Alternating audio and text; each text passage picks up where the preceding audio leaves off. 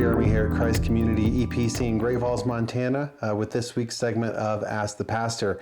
Thanks for your patience with us. It's been a crazy couple of weeks and we haven't been able to get a Ask the Pastor video up, but we have a great one for today that kind of comes off the heels of something we do every other week here at the church. It's called Theology on Tap. We get together, we have a topic of discussion, and we just kind of have an open discussion about a certain topic. And we were talking about biblical encouragement and what that means.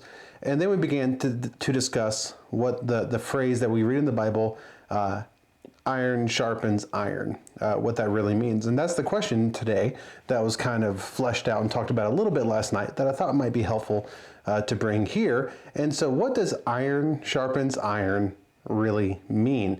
Because you've probably heard it quoted, especially in men's ministries or in small groups or in accountability settings. But we're going to dig into the scriptures to see that image of ironing, sharpening iron. What that actually means, how it plays out, and what someone, especially in ancient Hebrew, would have meant or understood when they heard that phrase. And we're also going to look at what it doesn't mean. So that phrase, iron sharpens iron, comes from Proverbs 27, verse 17. It says, iron sharpens iron, and one man sharpens another.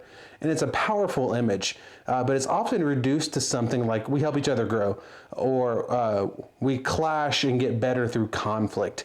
But the metaphor is much, much more intentional than just bashing two iron rods together.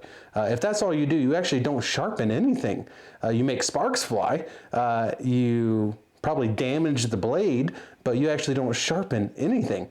So in the ancient world, iron sharpening was a great skill. It involved controlled friction, careful angles, and repetition. A blacksmith or a bladesmith wouldn't just smash one sword against another and hope for the best. They would use an iron file or a whetstone or another finely honed edge, sometimes another iron blade, held at just the right angle, applying just enough pressure to hone that edge without chipping it or dulling it. Too much force, you ruin the edge. Wrong angle, you chip the blade. Not enough contact, you don't sharpen the blade at all.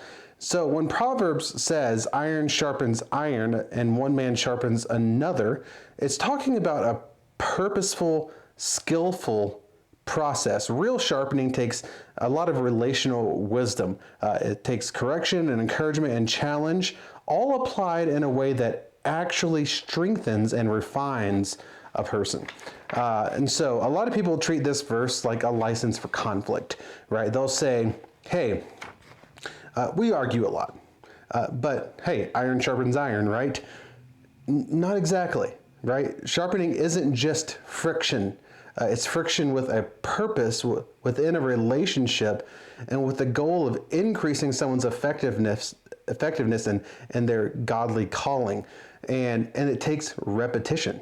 Just one slide of friction probably isn't going to be enough to sharpen a blade. It's a continual process, a repeated process of these appropriate amounts of pressure at the right angles over and over and over again. So we're not supposed to just be grinding each other down with harsh criticism or dulling one another with sloppy, tough love. And when we think that sharpening means constant confrontation, we miss the wisdom of the metaphor. That's not discipleship, that's damage, right? Just banging metal together sharpens neither. It damages both. And so what does this biblical sharpening look like? Well, let's look at a few passages and that flesh this idea out. Right? Hebrews 10, 24 through 25 says, let us consider how to stir one another up to love and good works, not neglecting to meet together, but encouraging one another all the more as we see the day drawing near. This stirring up is a kind of sharpening, right? This meeting together regularly. Again, that's the repetition. Stirring one another up, not neglecting, encouraging one another. This is intentionally pointing each other towards Christ and godly living. Or Ecclesiastes 4, 9 through 10. Two are better than one, for if they fall, one will lift up his fellow. A strand of three cords is not easily broken. Right? So we see again this idea of unity in relationship, and that this This sharpening, right, is not by tearing down, but actually by building up, by helping someone that when they fall, not just smashing them with conflict. Galatians 6:1 says, if anyone is caught in any transgression, you who are spiritual should restore him in a spirit of gentleness. Gentleness is not weakness. It's the skilled touch of a spiritual bladesmith.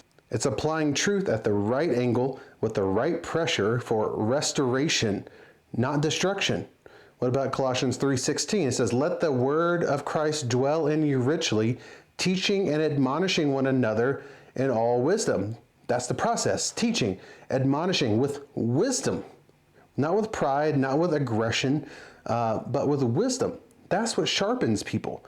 And so if you want to be someone who is able to sharpen others, start by becoming someone who knows how to wield the truth with wisdom and with love and with skill. You don't have to be flashy, you have to be faithful. It's consistent, it's wise, it's loving. It is pressure. Sometimes you have to say hard things, but you do it appropriately, right? That's what Peter says, always be prepared to have an answer for the hope that is within you, but do it with gentleness and respect, right? Just bashing the blades together dulls them. That's why after a day of battle, they would go back to their camps and they would sharpen their blades because the conflict dulled it, and the sharpening prepares you for war. But our war is not against flesh and blood, right? Our war is against principalities of darkness in the heavenly realms. And so we sharpen one another and we prepare each other for that spiritual battle. We are not doing battle with each other and dulling each other's blades. We need to be present in our church. That's the consistency. We need to be grounded in Scripture. We need to be honest in our relationships. And we need to be humble enough to be sharpened too. Remember, a blade can't sharpen itself. We all need community. We all need correction. We all need careful encouragement and exhortation.